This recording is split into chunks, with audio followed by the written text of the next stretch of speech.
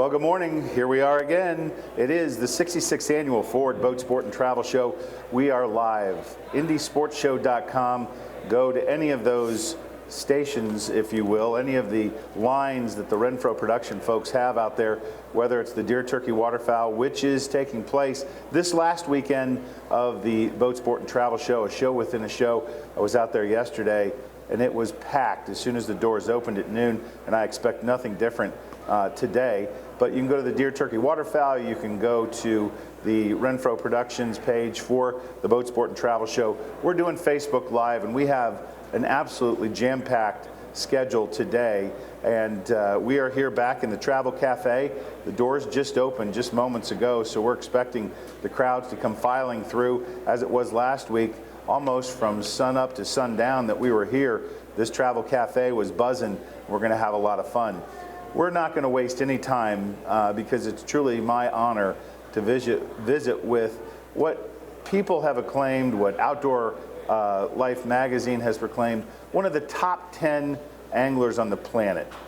And you know, when we have a distinguished fisherman like Tommy Skarlis joining us here today, it's not just about fishing, but we're going to jump right into this. Tommy, it's great to see you and have you back here with us here at Facebook Live in the Travel Cafe. It's my honor to be with you. How have you been? Well, the honor's all mine. I know that, you know, you have a great honor that was just bestowed upon you. We're going to lead with that because I think that truly is one of the highlights of your career. You're going to be inducted, or have been inducted, into the Freshwater Fishing Hall of Fame 2020. Did you ever think that that was going to happen? Well, of course, growing up, you dream of something like that happening. I always wanted to make a living in the outdoors. I always wanted to have a job in fishing and hunting. Yep. Find the right girl that would put up with that. I think you've done both.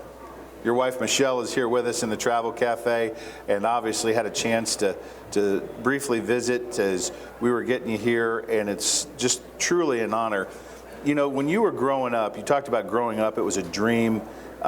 You've now made your vocation, your vacation, if you will. You've turned your passion, but you like to hunt, you like to fish, and that came at a very early age from a very significant influence in your life, your mom. Tell us about how you got started. I went outside one day. She was in the garden digging around in the dirt with a bun hairdo and nice fingernails. I said, "What are you doing, Mom?" She goes, "I am sick and tired of you two kids getting in my hair." I had a brother of mine that was 13 months younger than me, that we fought like cats and dogs. So she was going to take me fishing, get me out of the house. Ever since then, I've been ate up by hunting and fishing. I don't care what it is. If it runs across the ground, if it swims, if it flies, I'm after it. I love that about you. You're so adventuresome. You know, you've been called, if you go to any one of your online presences, your website, fishtommy.com, I think it is, all the list of your accolades that you've won take up almost the whole page. They call you Mr. Erie, they call you Mr. April. You've qualified back-to-back world champions in 17 and 18, but that hasn't come without some challenges because you took a nasty fall and broke your neck in 2016 pursuing what you love. But talk about the journey since 16, 17, 18, 19, you did a couple of tournaments, and I heard you say to me earlier, they didn't think you were coming back in the boat, and then you said to me, uh-oh, they said, he's back. They actually said the S word. They Shucks. said, "Oh, shucks, yeah, he's back." And you came back in a big way. You fished 2 tournaments. Now you're going to fish even more tournaments this year. But let's talk about that journey. What happened in 16? How did you come back in 17 and 18? Now you're here in great form, but you've had some struggles, and you embrace those struggles. People are probably wondering what happened to the mullet. Yeah. The mullet's gone. A lot more than the mullet. Yeah. What else has happened to you? Tell us about that journey. Well, in 16, when I fell out of the tree, I should have been paralyzed by that deal. So I broke my neck on falling out of a tree. Then I was having some complications. Went to the hospital. They couldn't figure it out. The ER doctor in Waterloo, Iowa, said just for shucks and giggles, we're going to do a scan with contrast on your brain. And they found a tumor about the size of a walnut that was cancerous. And then when they removed that paralyzed my left side. They politely call it weakness. It knocked out my left hand, my left leg, put me in this new ride. Fancy. All-wheel drive. Well, we got to get one with a motor. Yeah. The track chairs cost about 12 grand. Yeah. Well, we know that there's a lot of folks that know and love you, and one of the things that I've heard you call yourself is you're an inspirational angler. Your faith is critical to that whole journey that you've been through in your whole life. Share as much as you feel comfortable about how that came to be and why you call yourself an inspirational angler. The biggest thing is just to teach people that in these chairs is not where it's at. Get off the couch. Get out there and get you some. Go fishing, go hunting. You wouldn't believe the days I've had where I forced myself to go fishing or hunting. And now it's getting even more and more that way. My theory is that I still got my right hand. I can still cast, still pull the trigger on a rifle or a shotgun. If it gets to the point where I couldn't pull the trigger with my hand, I'd do it with my tongue. Well, you certainly are an inspiration. I know why you feel that way. There's a lot of folks have goals they set for themselves or lofty ideals that they want to live by, but you do for sure, and it's not just talk. You want to do that, and you've said oftentimes you want to make sure that your fishing helps change lives. That's pretty inspirational. How do you expect that you're going to be able to change lives? Tell us some of those stories on what you feel you've been able to do in changing people's lives through fishing. When I was a kid, I slurred my S's in school. What's the first thing they ask you to do in kindergarten is you got to stand up and say your name. I said, Tommy Skarlis. From that point on, kids were slurring stuff that didn't have an S in it. I was little. I was 5'4" when I exited as a senior.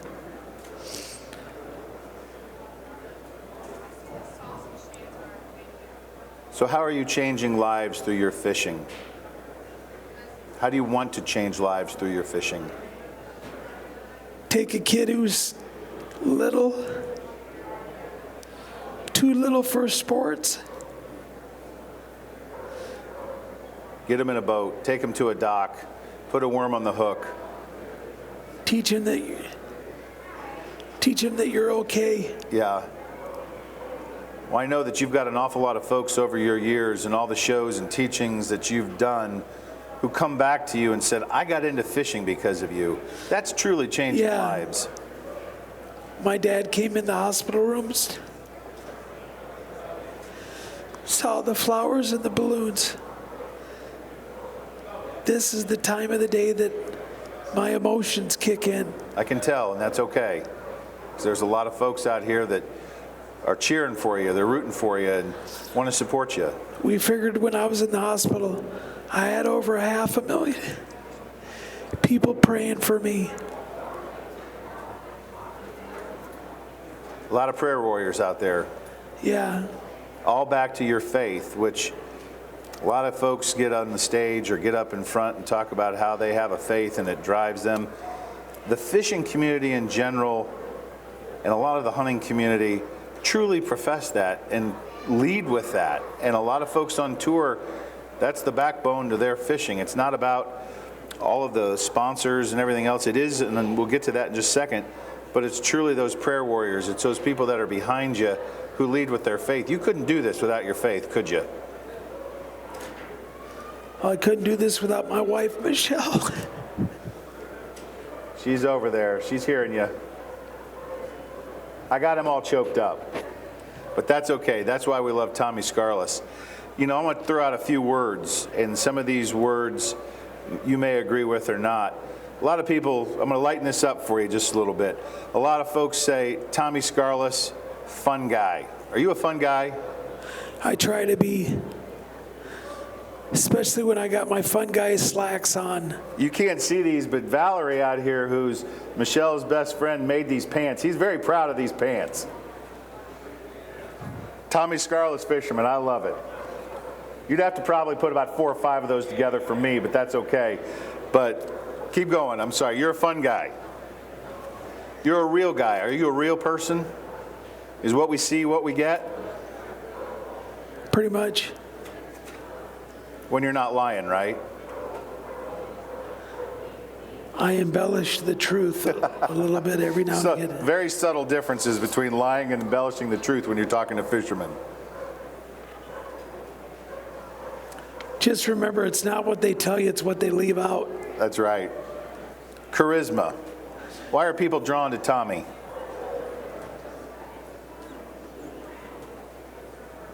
I have been known to loan out large sums of money from time to time. If they don't like you, just buy their friendship, right? Low interest rates. Yep. Friendly. Sorry, Michelle. It's actually in the hundreds of thousands. People say that you're one of the friendliest guys they know in the fishing community. Is that true? You know, it all boils down to the golden rule.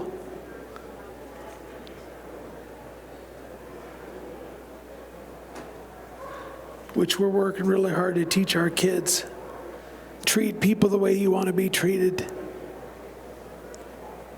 Kind of gets you through most things, doesn't it, when you want to be treated like you want to treat somebody else? When you face your immortality, you realize there's a lot of truth to that. So I'm going to go back to something that you're going to, a little later on, they're going to recognize you here on stage. And we just realized there's 7 inductees, old and new, here this weekend at the 66th Annual Ford Boat Sport and Travel Show. A little later on, they're going to have all of you together.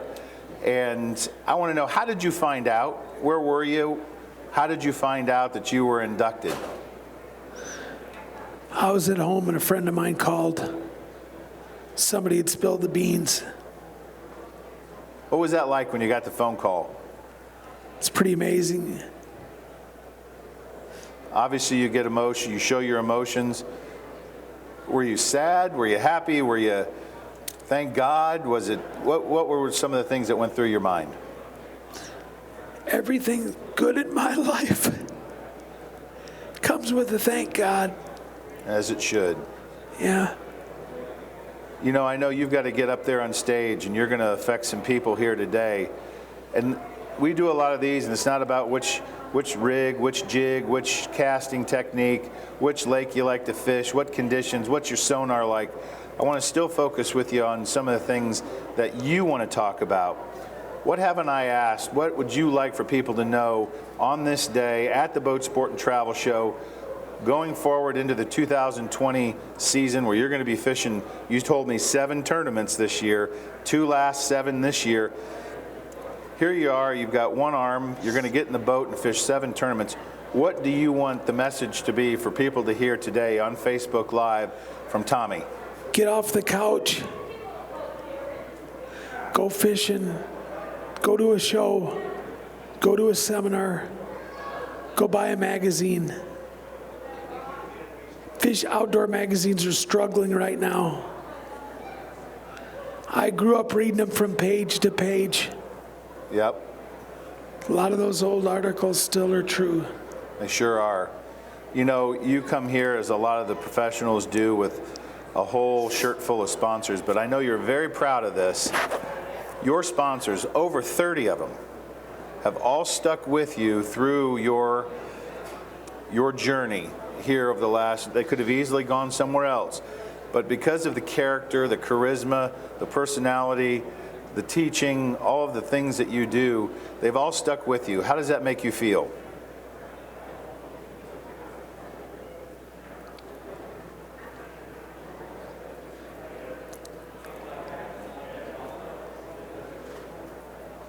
Makes me feel like crying again. And that's okay, as it should. You should be proud of that.